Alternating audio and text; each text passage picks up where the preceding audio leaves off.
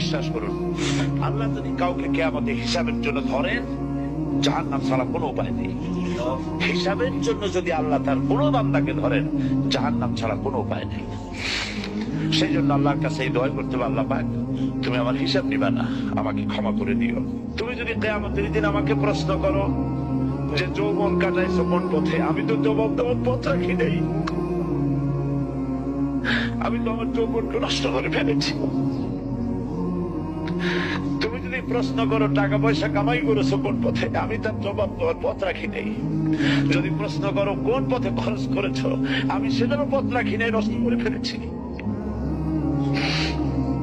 তুমি আমাকে ক্ষমা করে দাও। সেজন্য আল্লাহর কাছে দোয়া করতে হবে, রব্বানা আতিনা ফিদ দুনিয়া হাসানাতান ওয়া ফিল আখিরাতি হাসানাহ ওয়া কিনা আযাবান নার ওয়া আদখিলনাল জান্নাতা মা'আল আবরার ওয়া আদখিলনাল জান্নাতা বিগাইরি হিসাব। আল্লাহ, তোমার নেককার বান্দাদের সাথে আমাকে জান্নাত দিও, আর তুমি দয়া করে কিয়ামতে আমার কোনো হিসাব দিও না।